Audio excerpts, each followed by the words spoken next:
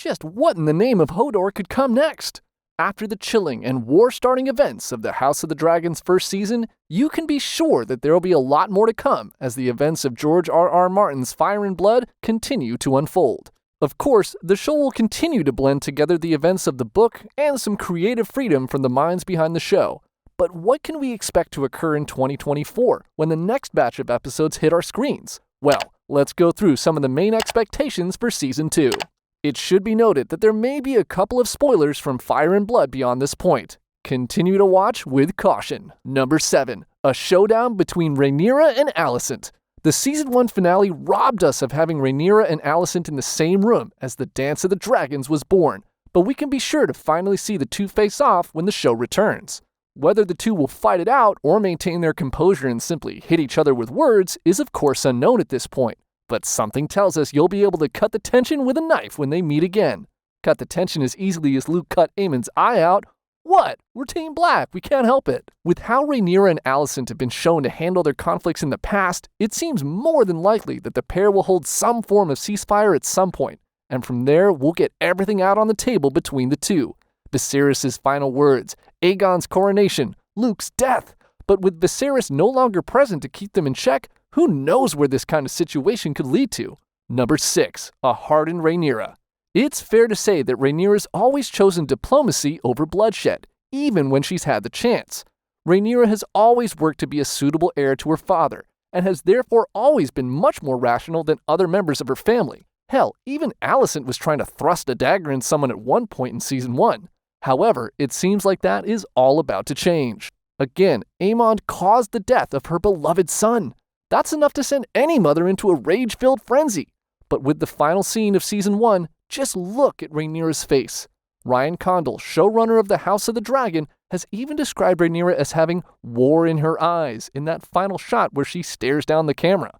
It's without question that when we next get a new episode, Rhaenyra is done with playing fair. She's ready for all-out war, and she's ready to leave some blood in her wake. Ooh, don't you just love it? I mean, oh, what a shame. All this talk of all-out war does lead us on to our next point. Number 5. Blood and cheese.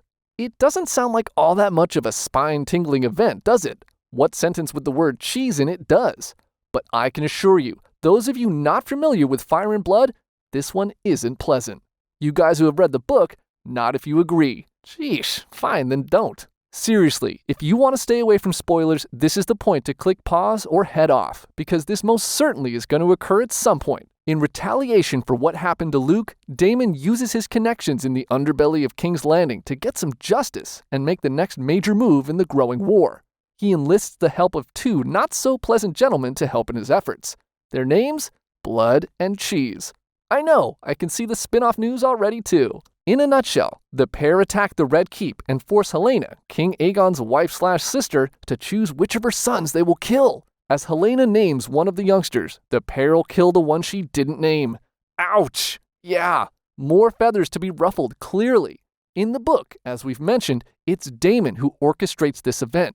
But with that look of Rhaenyra's in the final shot of Season 1, it feels that she'll either take Daemon's place in sparking the event, or will simply go along with it. She may even at one point feel she can't go ahead with letting it happen, but with a few reminding words of what Team Green did to her boy, she'll quickly step back in line. Number 4. An appearance from the Starks. The season finale showed Rhaenyra making the decision to send her two sons off to recruit potential allies in the coming civil war. Whereas we know where Luke's journey took him, down the throat of Vhagar that is, those familiar with Fire and Blood will know where Jace is headed. Jace is headed to the north, where he's bound to meet Cregan Stark, Lord of Winterfell and Warden of the North. It's pretty much a guaranteed appearance from this character when Season 2 eventually rolls around. But it should be noted that the guys behind the show are yet to cast for the role. We have no idea how long Jace will be sticking around Winterfell should the show definitely take him there, but we think it's a sure thing that the house emblem of the direwolf will be popping up one way or another. Number 3. Attacking Harrenhal. We've already mentioned one major retaliation earlier, but of course there are more ways in which Rhaenyra and her side of the war will fight back for what Team Green have done, one of which is Daemon's attack on Harrenhal.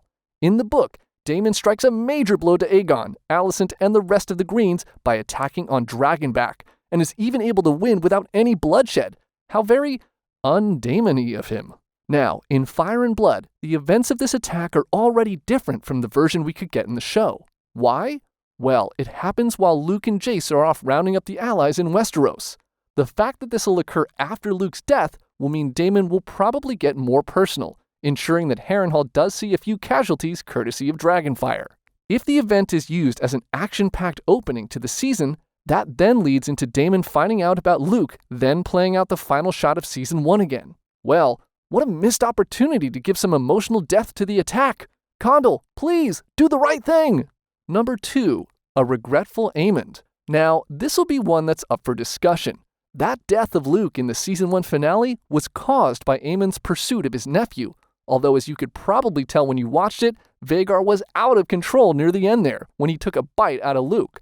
That look on Aemond's face after it happened, that looked a lot like instant regret. Aemond showing that regret openly is quite unlikely.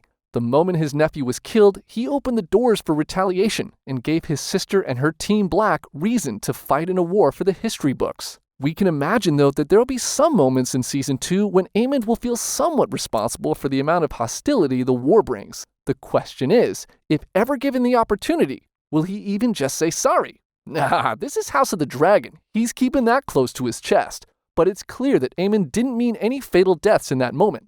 Let's just see where that takes him as a character. Number 1, the unclaimed dragons. We hear Daemon in the finale mention about the unclaimed dragons. There are also unclaimed dragons. Seasmoke still resides on Driftmark. Vermithor and Silverwing dwell on the Dragon Mound. They are Seasmoke, Vermithor, and Silverwing, a trio of dragons who reside on the Dragon Mount, the volcano found on the Dragonstone. He even mentions 3 other wild dragons, and as he says himself, a score of eggs that he has been incubating. Does that make anyone else think of the dinosaur egg hatching scene in Jurassic Park? Later, we then see Daemon venturing into the dark as he sings what seems to be some kind of high Valyrian lullaby, all while a gigantic dragon appears. This dragon is actually the aforementioned Vermithor, the second largest dragon alive. It seems like Daemon is bringing in the big guns for taking on Team Green. The question is, who would ride him? Well, in case you weren't paying attention during Season 1, there do happen to be quite a few Targaryen bastards running around King's Landing, so they are likely candidates. But it's also likely that they would be way too young to head out into battle on a dragon of this magnitude. This leaves Rhaena as a likely option, but only time will tell. There's a lot to be excited about as we agonizingly wait for Season 2 to be set free onto our screens. But in the meantime, it looks like we have quite a few things to theorize about. Now, who else is ready to get to work on Blood and Cheese spin-off ideas? What do you think is coming in Season 2? Any things from Fire and Blood that we haven't mentioned that you think are on the horizon? Let us know in the comment section below, and let's see if anyone else is on your wavelength.